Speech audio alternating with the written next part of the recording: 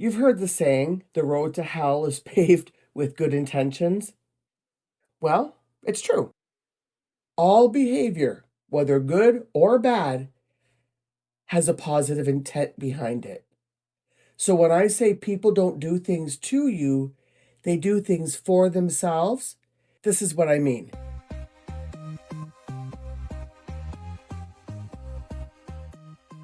Hey, it's Susie Q. When you understand this at your core, your life will change in ways you can't even imagine. And here's why. Most of us live our lives through the dictates of other people. What will people think about me? What will they say about me? What will they do to me? Will they hurt me? Will they leave me? Will they abandon me? Will they reject me? Will they ridicule me? Will they laugh at me? And oftentimes, this constant chattering is going on below the level of awareness. Let me show you what I mean. It's not very likely that someone who's preparing for an outing is going around their house getting ready, saying out loud, I really want to wear this dress. But if I wear this dress, remember what happened last time? Last time, Gretchen, she just lost her cool and didn't think it was appropriate. But if I wear this dress, the gossip crew, they'll attack me.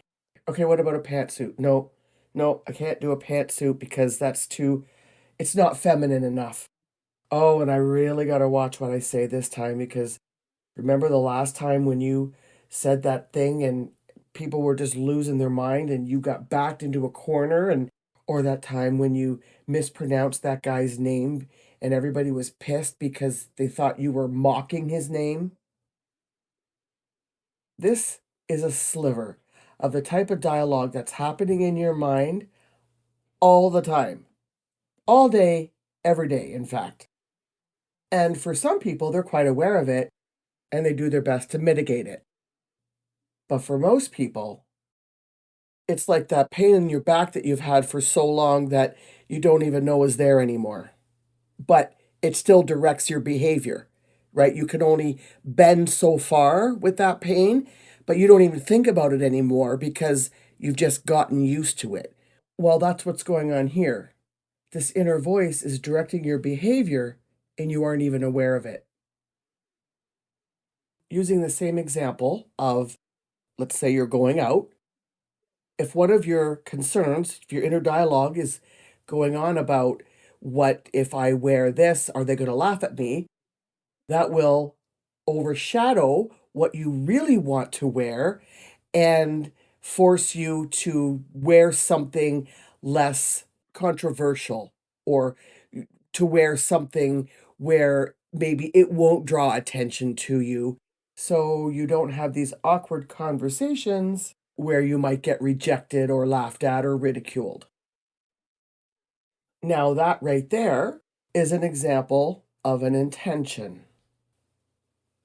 a deeper intention. The intention here is to dress differently than you would have liked so as to prevent consternation. In other words, you're choosing this dress instead of your preferred dress to protect yourself, from consternation. Also notice this intention was done for you, to protect you. It's all about you. And even though this is a very mild example of intention, every intention has the same framework, meaning it satisfies the person with the intention, and it's never about somebody else. Now, you could argue, and many have, that it is about somebody else because the reason you're choosing the other dress is because of other people. You don't want to be in conflict with other people because of what they might say about how you dress. But that's not what we're talking about here. We're specifically talking about an individual's intentions and why they do what they do. How What they do has nothing to do with you. So again, I'll play the devil's advocate. You could say, yeah, but you just said it has nothing to do with the other person, but I'm choosing to wear this other dress because of the other person. But it still funnels back to you, what you are protecting yourself against. I'm trying to drive this point home because this is where people get lost. And I get it because I was one of those people. It's very easy for us to point the finger at other people and blame other people for our behavior. And this is where we get stuck in life, or one of the areas we get stuck in life, because it's never about somebody else's behavior. It's always about our own. And when we find out what our hidden internal intentions are, it just opens up a whole new world of understanding. Let's flip this now. Let's say you wore the dress that you wanted to wear, and you went to this outing, this party, we'll say, and in fact, you did get the consternation that you expected. Somebody came and ripped you one and ridiculed you in front of people. You could easily say, she did this to me. She hurt my feelings. She. Well, first of all, what I would say is having hurt feelings is a you problem, not a she problem. We cannot go through life expecting other people to cater to everything that hurts our feelings. But that aside, for her to attack you such as she did, she too would have an intention for that. Now, what might be her intention? Here's the good news. It's not up to you to know what other people's intentions are. I mean, they barely know them themselves. So you don't have to be an overnight shrink and dissect everybody's mens rea. All you need to know and accept is she's doing it for herself. She has some intention that has nothing to do with you. And leave it at that. But for shits and giggles, let's just go over a couple scenarios. Maybe she is envious of you and is trying to shut you down and embarrass you in front of your peers so she looks good. In her mind, she thinks it'll make her look good and make you look stupid. Okay? Has nothing to do with you, right? You are feeling stupid or you are feeling embarrassed, but that is all within your control. You don't have to get sucked into her trap, and it is a trap. Another scenario may be she hates you so much that she figures at some point you caused her pain, and because she knows you get embarrassed easily or you get hurt feelings easily, she's going to use those vulnerabilities against you in a moment like this. Her intention is to inflict whatever form of pain onto you that she feels you inflicted on her. Doing so makes her feel good. It's all about her. Her good intention was to make herself feel better. Hence, the road to hell is paved with good intentions. Her good intention was to stop her pain by inflicting pain on you. And don't think this behavior is an anomaly. We do this every day, all day. And this is another part of being true to yourself and coming back home to the true you. It's being honest with yourself about things like this, about your behavior, about why you do what you do. And when you are, your life changes for the better. Inner freedom and inner peace become normal to you. And that's because you shift these counterintuitive intentions and behaviors to behaviors that are more in alignment with the life that you want. Now let's go to an extreme example. Let's use violence. Let's say you were hit as a kid, spanked. I was. I still have the wooden spoon, actually, the one used to beat my ass, and I probably shouldn't be laughing about it, but here I am. Uh, as a child, to get beaten by a wooden spoon means we are bad. We interpret that, and maybe we were even told, "You are a bad girl. You are bad."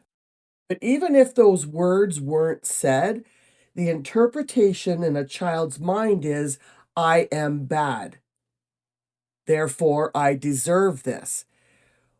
What is the intention behind a parent who hits her kid?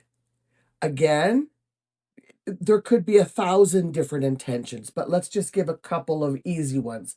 One, parent is tired.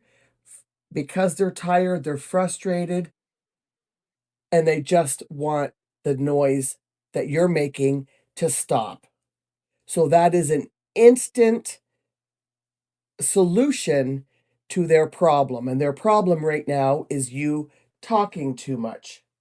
Another different example might be you're playing out in the yard and let's say you're playing with a baseball and the baseball hit a garden ornament of your neighbor's and it broke. And your mom or your dad or somebody beats you with this wooden spoon. Here's a couple of reasons that could have happened. One, mom wants to keep peace with the neighbors, and this act might just set them off. So the intention behind the beating is hopefully this pain will be severe enough that you will never put her in that position again where the neighbors don't like her. It's all about self-protection at all costs. Again, whatever you think of this example, there's 1,000 more that could fill its place. But I'm driving the point home, hopefully, that it never has anything to do with you. Okay, so let's say you're that kid and you broke that garden thing, and let's say you were reckless. You didn't intentionally break it, but you were reckless. You knew you were being reckless. The point is, you're still a kid. There's other avenues that could have been taken. You had to save up your allowance to buy a new one. There could have been some other thing worked out to rectify what you did. And it would have been a great life learning lesson. But the result was a beating instead. And the beating had nothing to do with you. It was what was going on in that parent's head and their intention to dissuade you from ever doing that again so they can avoid any further negative interactions with the neighbor. It could also be status. They fear that your actions are a reflection of their parenting, and they don't want to be judged and labeled a bad parent because judgment causes them pain. Now, I'm going to say this again because it's worth repeating.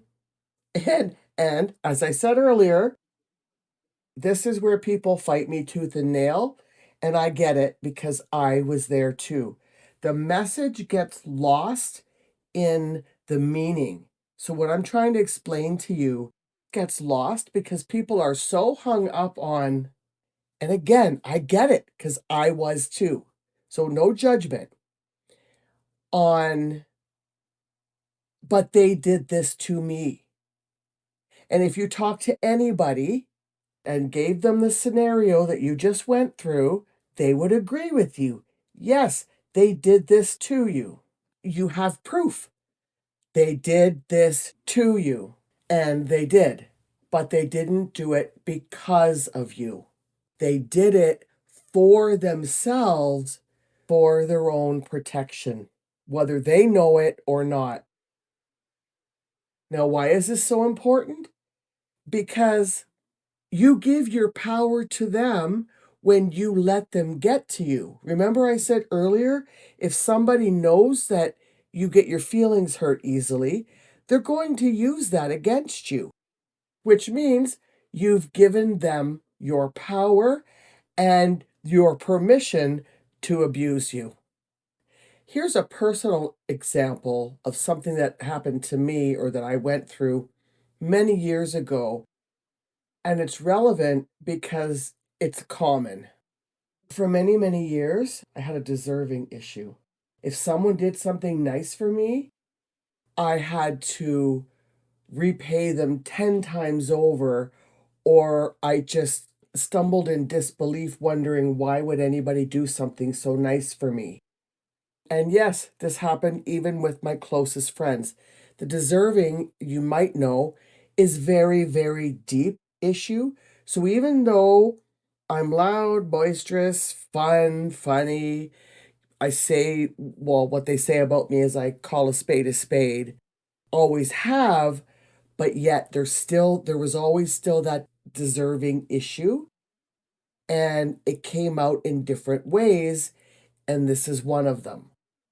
I live far, far away from where I was born and raised and got married.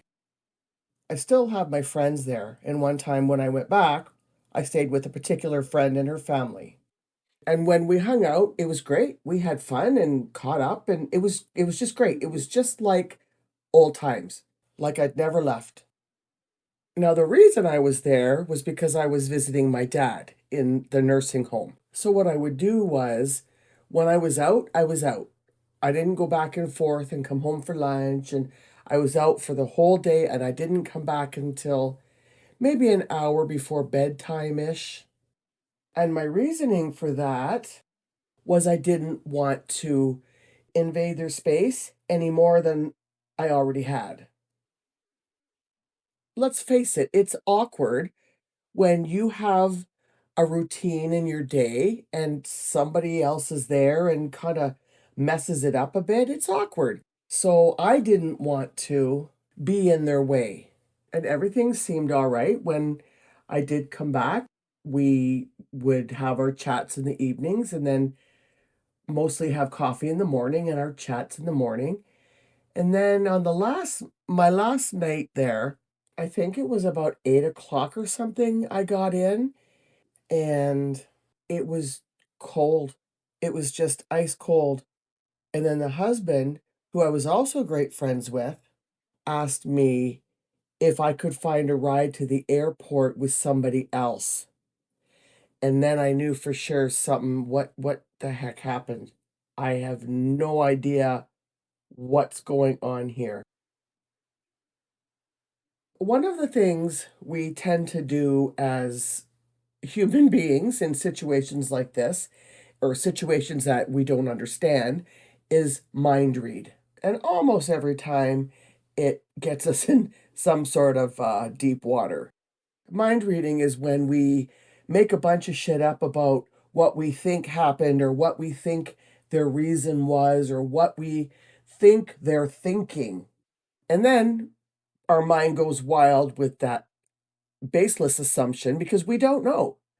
And all manner of hell usually breaks loose because most often we're wrong, as expressed in this podcast so far. We don't know what another person's intentions are, so far be it from us to think that we can go in somebody's head and mind read, especially when they often don't even know why they're doing what they're doing. With that being said, mind reading is exactly what I did. Now, I'm not going to get into all the stories that I concocted and the one that I finally latched onto, and here's why.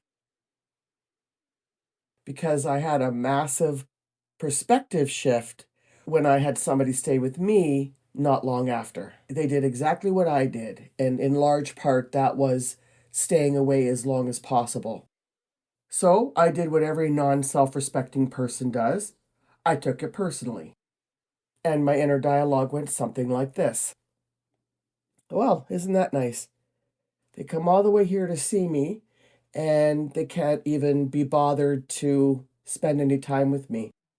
Everybody else they're going to visit is more important. Oh, so I guess I'm only good enough for a free place to stay and a few meals here and there. That's quite a nice friend. Turns out their positive intention was not wanting to disrupt my life any more than they already had by being there. Now, they weren't a disruption, but this is what was going on in their head. Exactly what my thought was when I stayed with my friend.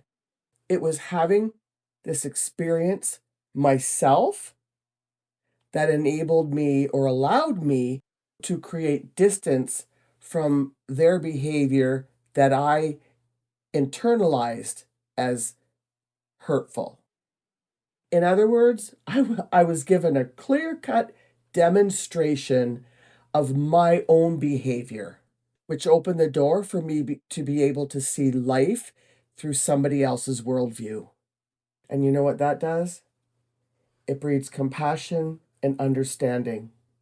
And in a world that seeks to divide, with family and even friends that annoy the shit out of us, compassion and understanding, along with remembering that all behavior has a positive intent, and no matter how finely targeted, that behavior has nothing to do with you.